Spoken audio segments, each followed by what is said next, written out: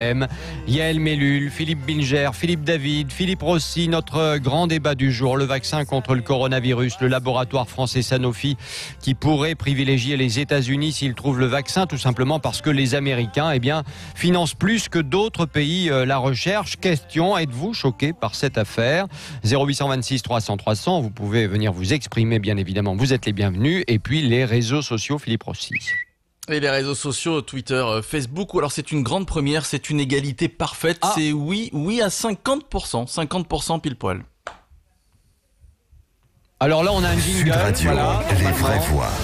Le débat est ouvert. Vous savez, quand on a un DJ qui s'endort sur ses potards, parce que ça s'appelle comme ça, hein, voilà, c'est les petites choses qu'on pousse pour que la musique parte. Ben voilà le résultat. Voilà le résultat.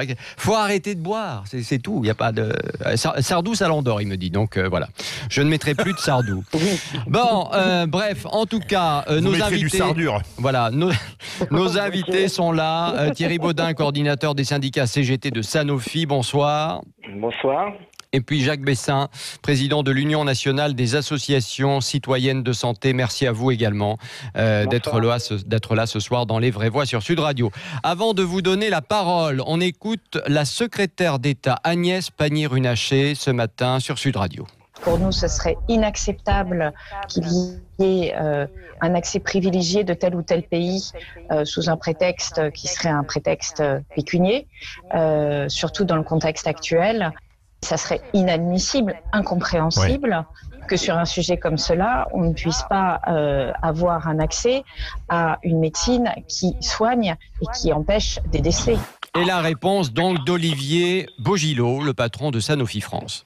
Le débat est clos, je peux rassurer les Français et le gouvernement français. Il y aura un vaccin mis à disposition des patients français s'il est découvert. Bon, et puis Édouard Philippe, qui a échangé avec le président de Sanofi, a affirmé dans un tweet que l'égal accès à tous, ou pour tous, au vaccin n'est pas négociable. Le président du conseil d'administration de Sanofi m'a donné toutes les assurances nécessaires quant à la distribution en France d'un éventuel vaccin Sanofi, affirme donc le Premier ministre dans un tweet. Vous êtes rassuré, Philippe Bilger ? Absolument, mais j'ai été d'abord évidemment scandalisé comme beaucoup de Français par la première annonce qui laissait penser que le vaccin serait mis à la disposition des Américains de manière prioritaire. Et maintenant, depuis que le Premier ministre a pris langue avec le patron de Sanofi et a donné les assurances, je n'étais plus du tout inquiet. Je voulais juste dire, Christophe, qu'on a vu à propos de cette affaire également un étrange doublon de nouveau entre le Premier ministre et le Président. Le Premier ministre règle le problème, il est en rapport avec Sanofi et le Président éprouve le besoin d'en remettre une couche en nous annonçant un tweet très généreux. C'est étrange cette manière de pratiquer, comme s'il ne supportait pas que le Premier ministre règle le problème lui-même. Et le Président qui va donc rencontrer les dirigeants de Sanofi dans les jours qui viennent. Yael Mellul, comment vous avez ressenti cette affaire, vous ? Moi, déjà, je suis pas du tout rassurée. J'ai été scandalisée, je continue d'être. On a commencé dans cette crise, dans une bagarre entre pays, jusque sur les tarmacs des aéroports, pour s'arracher des cargaisons de masques et de blouses. Aujourd'hui, on en vient à la bagarre pour le vaccin. Je suis révoltée d'assister à ce spectacle où, en réalité, il y a deux logiques qui se confrontent. C'est la logique vraiment capitaliste brutale et la logique humanitaire, considérer qu'on fait partie d'une humanité et que ce vaccin pour combattre ce fléau mondial est un bien public et dont l'accès doit être équitable et universel. Il y a vraiment ces deux logiques qui se confrontent aujourd'hui et sincèrement, c'est pas la parole d'Édouard Philippe qui me rassure. Parce que ce sera pas la première fois que les promesses ne seront pas tenues. Oui, ça c'est vrai. Vous êtes trop alors là, oui, Voilà. ça me rappelle un autre... Et vous, peut-être trop optimiste. Non, ça me rappelle un ancien Premier ministre. Vous vous rappelez Lionel Jospin, avant les législatives de 97, il allait réexaminer si la gauche gagnait les législatives, le cas Renaud Villevorde. Et un mois après la législative de 97, la fermeture de Renault-Villevorde était confirmée. Et moi donc, comme disait Pasqua, les promesses n'engagent. Hein, oui, moi qui étais en Belgique à ce moment-là, je peux vous dire qu'on l'a vécu de manière très dure quand même, hein, cette fermeture de Renault-Villevorde, effectivement. Thierry Baudin de la CGT Sanofi est avec nous, je le disais. Des dirigeants au monde et dirigeants en France de Sanofi qui se contredisent. Beaucoup de bruit pour rien, cette affaire, à votre avis, ou pas ? C'est clair que les propos de Paul Hudson s'apparentent à un chantage sanitaire qui est absolument inacceptable. C'est-à-dire, quelque part, il dit les États-Unis, ils ont participé via le BARDA, ils participent via le BARDA au développement d'un vaccin qui, on espère, un jour verra le jour, hein, que ce soit Sanofi ou d'autres qui arrivent à mettre un vaccin contre le Covid-19, mais en gros, Paul Hudson, lui, ce qu'il vise, c'est d'avoir de l'argent de la part de la communauté européenne. C'est très clairement ses propos, c'est-à-dire la BARDA, les autorités sanitaires US donnent de l'argent. Si vous voulez avoir le traitement en Europe, eh bien, il faut que vous mettiez la main à la poche. Et ce chantage sanitaire est absolument inacceptable, car je rejoins tout à fait... Non, mais enfin, cela étant dit, pardon de vous dire, Thierry Baudin, mais les États-Unis, effectivement, mettent des milliards dans la recherche pour trouver un vaccin contre le coronavirus, et la France et l'Europe investissent quand même beaucoup moins. C'est une réalité, ça, quand même. Mais ça, c'est pas vrai. Mais ça, c'est pas vrai. Ah bon. C'est vrai.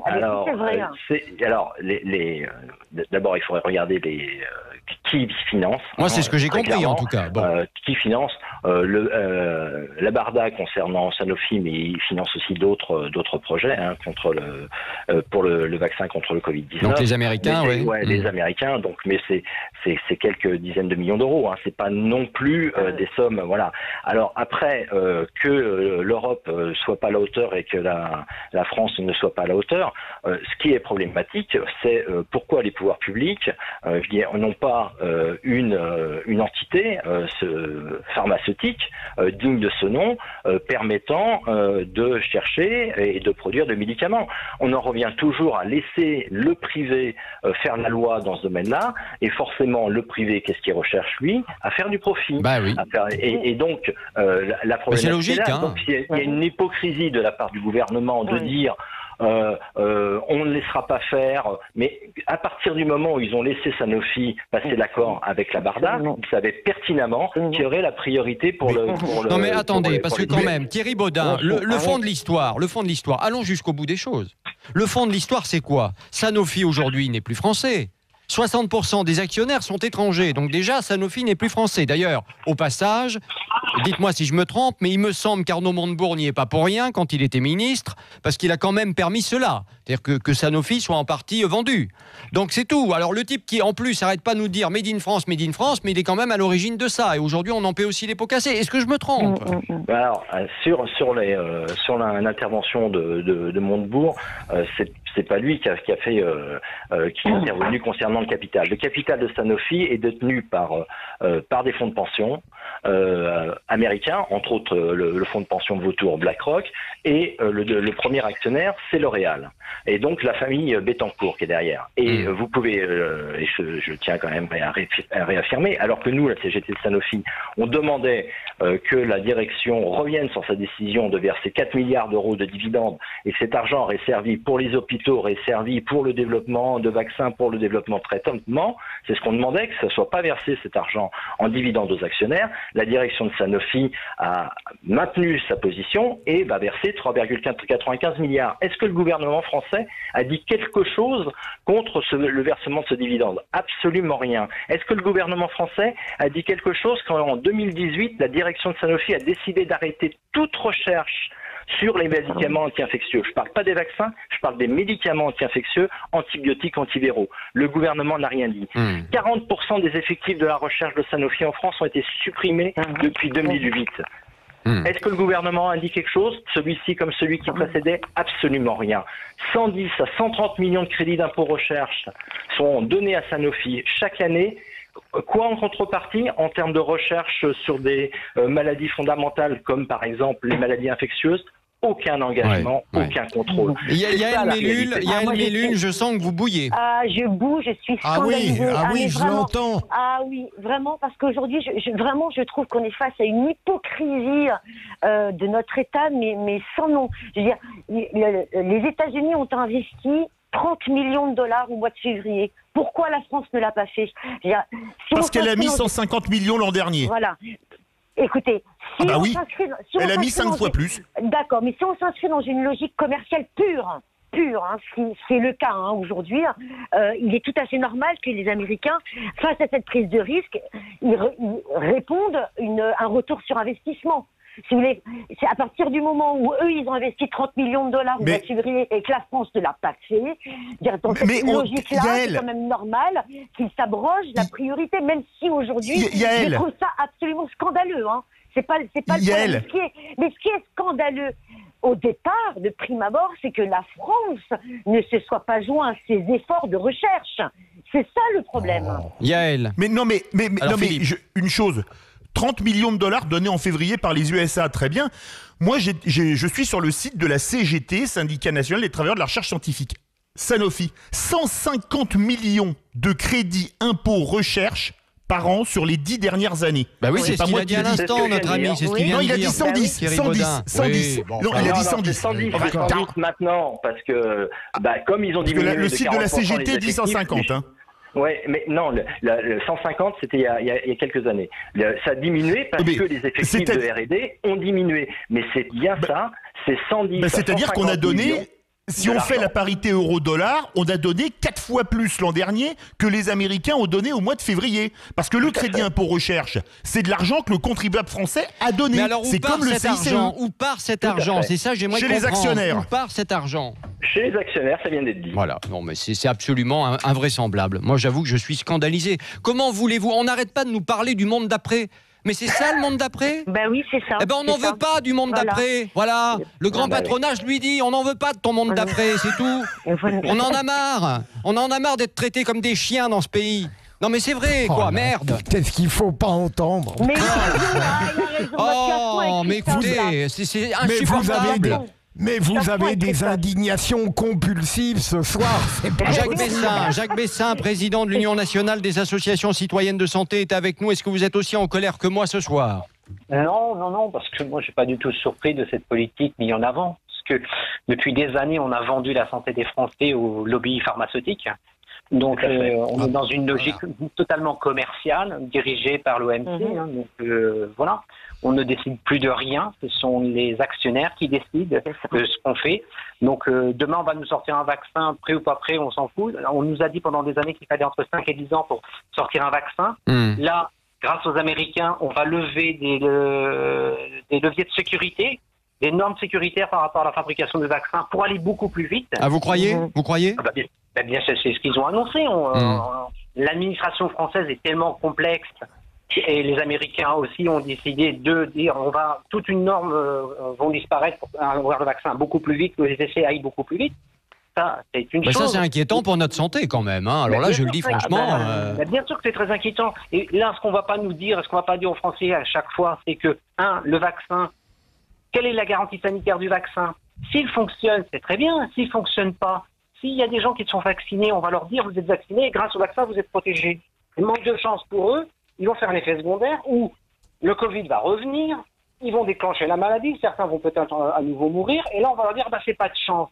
Et moi je suis désolé, je demande une garantie sanitaire et de sécurité du vaccin. Si le vaccin ne fonctionne pas, que je tombe malade, je veux pouvoir faire un recours, pouvoir indemniser du préjudice que je vais avoir subi à cause de ce traitement-là. On fait tout ça dans toute l'industrie. Non, mais peut-être quand même que la France peut aussi se permettre de ne pas accepter un vaccin qui ne serait pas validé par nos autorités de santé, quand même. Attendez, mais on rêve tous les ans. L'année dernière, Madame Buzyn a avoué sur une autre radio en disant le vaccin de la grippe, c'est un pari qu'on fait chaque année. On ne sait pas s'il va fonctionner. Donc on parie, ça marche tant mieux, ça marche pas, tant pis. Sauf que le problème, c'est que toutes les victimes des vaccins sont laissés sur la touche. Personne ne veut entendre parler des effets secondaires graves pour une maladie. Mais enfin, moi j'entends ce que vous dites, mais on a aussi besoin, vu la situation actuelle, on voit bien comment on est obligé de vivre aujourd'hui. Enfin, je voyais par exemple tout à l'heure un sondage. 1 Français sur 5 qui vit mal le déconfinement. Mais moi, je vais vous dire pourquoi on le vit mal, le déconfinement. C'est qu'on nous a fait déjà tellement peur parce que la situation est quand même escalée. Il y a quand même eu des morts et des gens qui devraient être encore parmi nous, a priori. Bon, voilà, hein, pour être clair. Donc cette maladie, quand même, au final, les a tués, ce qui est absolument dramatique pour eux, évidemment, et pour les familles et pour les amis. Et on en a dans notre entourage, donc on sait de quoi on parle. Un Français sur 5 vit mal le déconfinement parce que, par exemple, ce masque qu'il faut mettre, c'est extrêmement désagréable et on n'a pas le choix, il faut le mettre. C'est une contrainte, on n'a pas le choix. Mais rien que ça, déjà, on a l'impression de mal le vivre. Voilà. Moi, je ne le mets pas, donc voilà. Ben oui, mais vous avez peut-être tort. Ah oui, bien sûr. Voilà. Sur le vaccin, je peux dire deux mots. Il y a besoin d'avoir de la garantie sanitaire, c'est-à-dire que de l'efficacité soit vérifiée. Et c'est vrai qu'il y a une volonté quelque part, en voulant aller vite, de passer certains obstacles. Et c'est vrai aux États-Unis, et ça risque d'être vrai au niveau européen. Alors il y a à la fois l'urgence et il y a en même temps la nécessité d'avoir une garantie. Il y a aussi la question des adjuvants qui va peut-être être posée concernant ce vaccin, et on sait qu'il y a pour quelques personnes des problèmes. Donc il n'y a pas d'urgence. Pourquoi? Parce qu'en fait le Covid est un virus mutant. Donc le Covid d'aujourd'hui ne sera pas le Covid de septembre ou octobre prochain, parce qu'il aura muté certainement plusieurs fois. Et donc ça va être encore un pari en disant on va faire un vaccin à partir d'un Covid du mois de juin. On va prendre, voilà. Et oui, parce que vous dites c'est un peu comme la grippe, quoi. C'est-à-dire que chaque année il faut un nouveau vaccin parce que la grippe change. Vous dites ça, quoi. On verra ce que diront les scientifiques. Hein. Moi, je suis pas infectiologue. Si on regarde le débat scientifique, Raoul, tout le monde a crié sur lui en disant que c'est un fou furieux, ceci, cela, il faut pas l'écouter et tout. Ouais. Hein, on a lancé Discovery, c'est un succès européen extraordinaire. Ah bah oui, c'est un échec total. Non seulement c'est un échec, mais c'est un foutage de gueule. Parce qu'en fait, on a un mec qui a pu, sur 1300 patients, répertorier, voir l'évolution d'un traitement qu'il a donné. Et là, on balaye tout du revers de la main en disant non, le traitement, on s'en fout. On veut absolument un vaccin parce que on a convaincu les Français et la planète que la solution maladie aux épidémies, seul sera le vaccin. Et ça, c'est une hérésie totale parce que la nature ayant horreur du vide, on va se débarrasser d'un Covid avec un vaccin. Il y en a 5 autres qui vont arriver et on n'aura pas. Et là, on va vers un nouveau drame sanitaire. Ce qu'ils vont faire, c'est de la vraie prévention et prévoir des traitements et avoir une hygiène de vie. On ne se débarrassera pas des virus. Il y a plus de virus que d'êtres humains sur Terre. Ils étaient là. Oui, ça, c'est sûr. Donc, il faut arrêter de... Bon, enfin, en tout cas, ce qui est certain, pour résumer, c'est qu'une fois de plus, c'est la loi de l'argent qui aura le dernier mot, parce que c'est ça qui est en train de se passer avec ce vaccin. Voilà. C'est pour ça qu'il faut que les médicaments et les vaccins, ce soient des biens communs et qui sortent de la sphère. Oui, mais pas obligatoire. Ouais. Il ne faut pas que ça devienne obligatoire. Allez, on aura l'occasion de débattre à nouveau de ce sujet. Merci beaucoup Thierry Baudin d'avoir été avec nous et puis Jacques Bessin aussi, parce que votre éclairage était intéressant et en tout cas nous permet de réfléchir. Et ça, c'est vraiment très important.